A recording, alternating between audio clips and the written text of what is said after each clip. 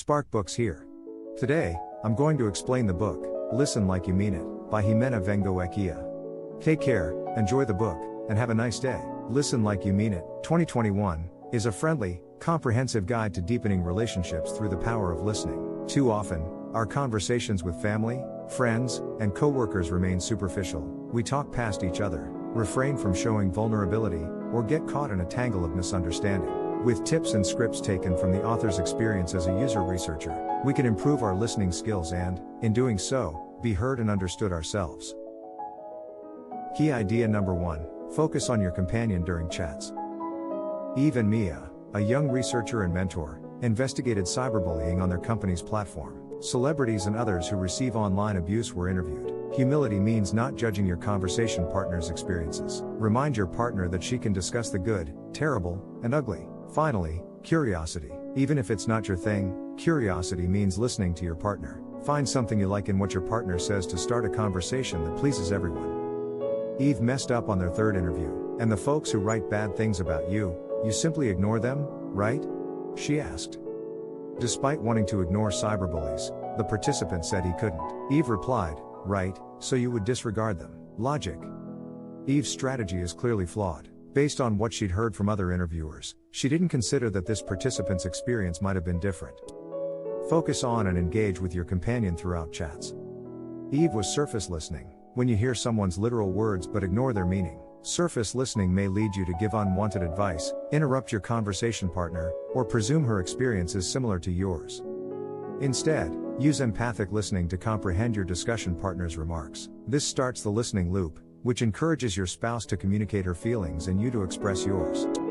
Empathic listening requires empathy, humility, and curiosity. Empathy is imagining how someone else feels without sharing your own experiences. To develop this trait, remember that the conversation isn't about you and ask questions about the other person. Humility means not judging your conversation partner's experiences. Remind your partner that she can discuss the good, terrible, and ugly. Finally, curiosity. Even if it's not your thing, curiosity means listening to your partner. Find something you like in what your partner says to start a conversation that pleases everyone. Key idea number 2, pay attention to yourself and your companion throughout a conversation. Have you ever spoken to a non-morning person in the morning? If so, you likely saw him offering half-hearted answers, hardly paying attention, or yawning frequently. Maybe you were that person. Whether you're an early bird or a night owl, there will be times when you're tired and can't focus. That degrades your conversations. Empathetic listening requires presence. Key point, pay attention to yourself and your companion throughout a conversation.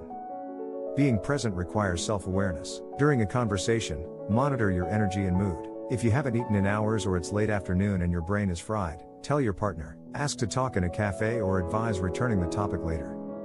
Be mindful of your conversation partner's feelings as well as your own. Words and deeds often conflict. They may say they drink 1 glass of wine per night but actually drink 2 or 3. Reasons abound for lying. We must monitor a conversation partner's emotions to connect. Body language, word choice, and voice and tone. Take eye contact. Eye contact might imply curiosity, openness, or affection. However, avoiding eye contact may suggest anxiety or danger. If someone's emotional signs suggest he's lying, consider prompts like "help me comprehend what you mean by," or "tell me how you actually feel about." Tell him you value his honest opinion. When you're present and show your partner you're engaged in what he's saying, he'll be more honest. Key idea number 3, provide what your discussion partner needs. Do you know your listening style, the role you take in conversations? There are several, and each of us favors one. Do you explain everything, even if your conversation partner doesn't want her sentiments analyzed? Are you an identify who always seeks to tie a friend's experiences to your own, making the conversation about you? Are you an interviewer who asks so many questions that the conversation becomes an interrogation? Each listening technique is suitable at different times. Understanding and articulating your position in each conversation helps you and your partner stay on track. Identify your conversation partner's needs and try to meet them. When you know your default listening style, you can adjust it for your discussion partner. Identifying those needs can be difficult. Uncovering people's feelings might be difficult. Find hidden needs in your discussion partner's statements. "If only I could" or "if it were up to me" may indicate a desire, opportunity, or lack of something. "I'm doing my best and I'm going out of my way here" may be requests for recognition. Once you know what your discussion partner needs, switch modes. Acknowledge your partner's demands and propose a solution. Normally I'd recommend pushing through, but a pause feels good. Let's pause. Often, your conversation partner only wants an empathetic ear, but witnessing her can be hard because you may feel like you should be doing something. Watch, wait, and sympathize without revealing your own experiences sometimes works best.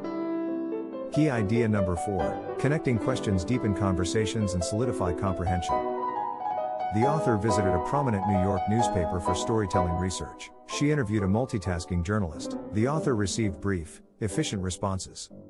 To acquire further answers, the author understood she had to dig. What makes a good story? She questioned the journalist. You simply know, said the journalist, unsatisfactory to the author. How do you know?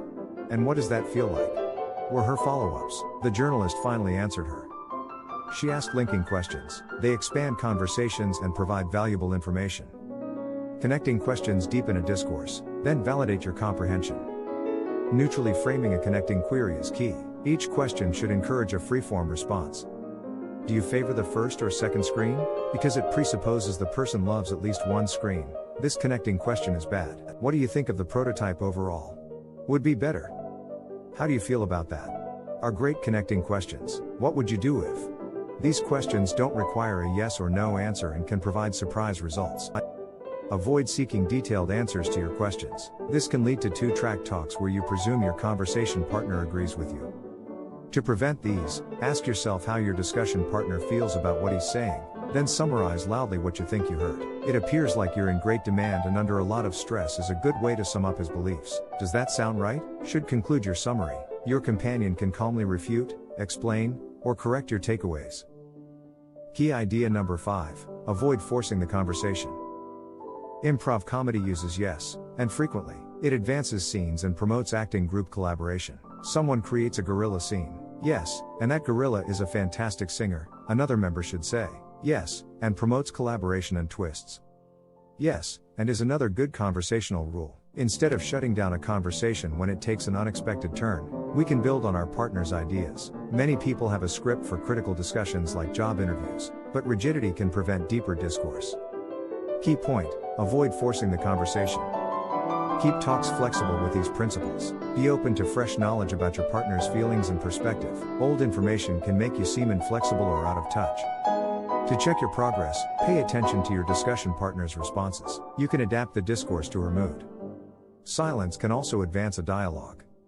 The author interviewed Edmark, a research participant. The author and her colleagues secretly watched Edmark peruse an app prototype. Edmark seemed bewildered, but he told the author he thought the prototype was awesome and into it.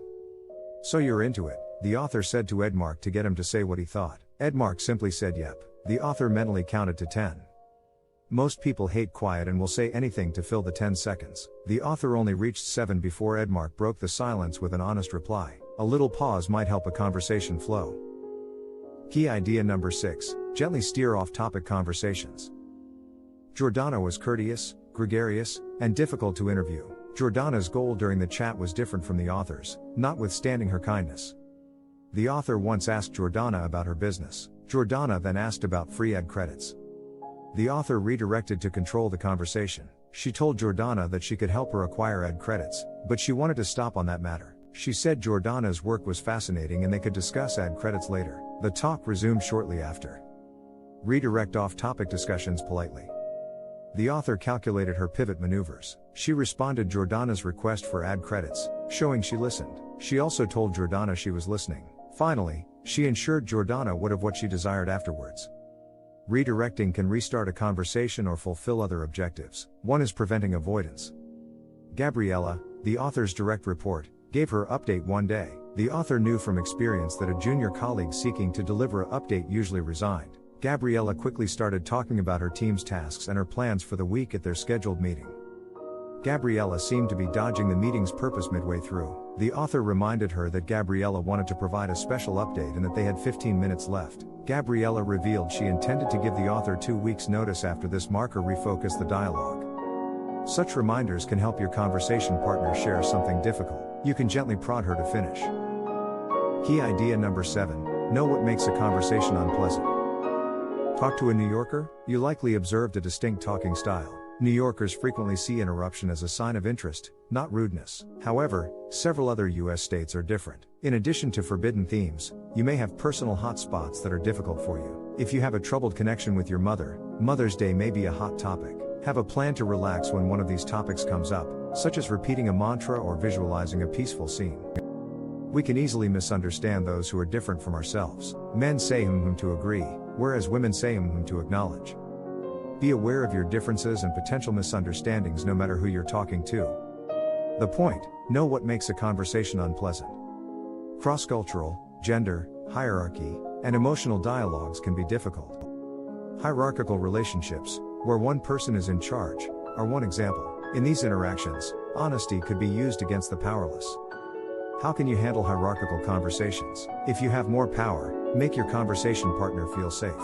Being honest inspires others. If you're powerless, pretend your conversation partner is a fellow human being. Topics can sometimes make conversations tough.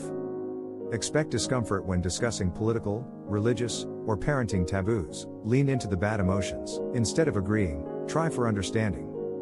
In addition to forbidden themes, you may have personal hotspots that are difficult for you. If you have a troubled connection with your mother, Mother's Day may be a hot topic. Have a plan to relax when one of these topics comes up, such as repeating a mantra or visualizing a peaceful scene.